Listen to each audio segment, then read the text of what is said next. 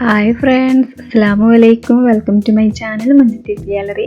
അപ്പോൾ ഞാനിന്ന് വന്നത് ഒരു ഗ്രീൻ പീസ് വടയുമായിട്ടാണ്. നല്ല അടിപൊളി റെസിപ്പിയാണ്, എല്ലാവരും ഒന്ന് ട്രൈ ചെയ്ത് നോക്കണം. അപ്പോൾ നമുക്ക് ഈ റെസിപ്പി എങ്ങനെ ഉണ്ടാക്കുന്നത് നോക്കാം. അപ്പോൾ ഞാനിവിടെ എടുത്തത് ഒരു 300 ഗ്രാം ഗ്രീൻ പീസാണ്. ഒരു 4 മണിക്കൂർ വെള്ളത്തിലിട്ട് കുതിർത്ത് വെച്ചതാണ്. നമുക്കിതൊരു മിക്സിയുടെ ജാറിലേക്ക് മാറ്റാം.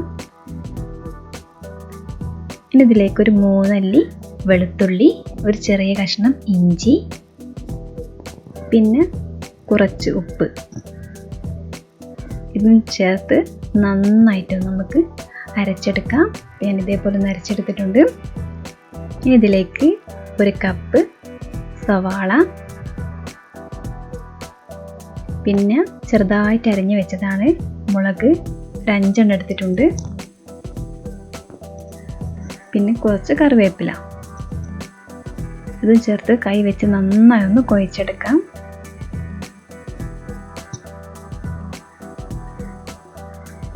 നല്ല പോലെ ഒന്ന് കുഴച്ചെടുത്തിട്ടുണ്ട്. ഇനി നമുക്ക് ചെറിയ ചെറിയ റോൾസ് ആക്കി എടുക്കണം.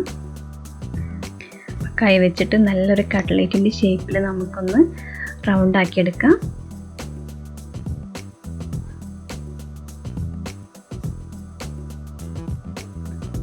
ഞാൻ ഈ ഒരു ഷേപ്പിലാണ് ഇതാക്കിയെടുത്തത്. നിങ്ങൾക്ക് വേണമെങ്കിൽ നല്ല പരിപ്പ് വടൻ്റെ ഷേപ്പിലൊക്കെ ആക്കിയെടുക്കാം കേട്ടോ. അപ്പോൾ ഞാൻ ഈ ഒരു ഷേപ്പിൽ നല്ല പോലെ ഒന്ന് റോളാക്കി എടുത്തിട്ടുണ്ട്.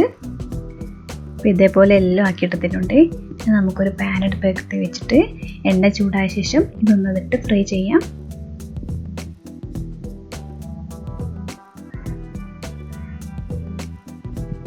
നല്ലൊരു അടിപൊളി റെസിപ്പിയാണ്, എല്ലാവരും ഒന്ന് ട്രൈ ചെയ്ത് നോക്കണം. നമ്മുടെ വീട്ടിലുള്ള ഇൻഗ്രീഡിയൻസ് വെച്ച് നമുക്ക് പെട്ടെന്ന് തന്നെ ഉണ്ടാക്കിയെടുക്കാൻ പറ്റും. കുട്ടികൾക്കൊക്കെ ഒരുപാട് ഇഷ്ടമാവുന്ന റെസിപ്പിയാണ്.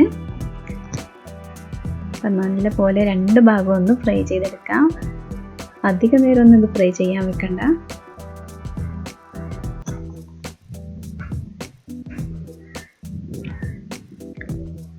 രണ്ട് ഭാഗവും നല്ല പോലെ ഒന്ന് ഫ്രൈ ചെയ്തെടുക്കാം.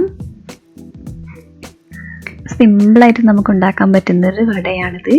എല്ലാവരും ഒന്ന് ട്രൈ ചെയ്ത് നോക്കണം.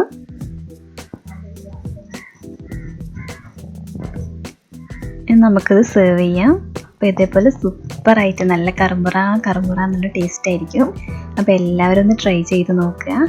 പിന്നെ എല്ലാവരും എൻ്റെ ചാനലൊന്ന് സബ്സ്ക്രൈബ് ചെയ്യുക. സബ്സ്ക്രൈബ് ചെയ്യുമ്പോൾ താഴത്ത് ഒരു ബെല്ലൈക്കൺ കാണാം, അതിൽ ഓൾ തന്നെ പ്രസ് ചെയ്യാൻ മറക്കരുത്. അപ്പോൾ വീണ്ടും നല്ലൊരു വീഡിയോയിൽ നമുക്ക് അടുത്ത വട്ടം കാണാം. Thank you.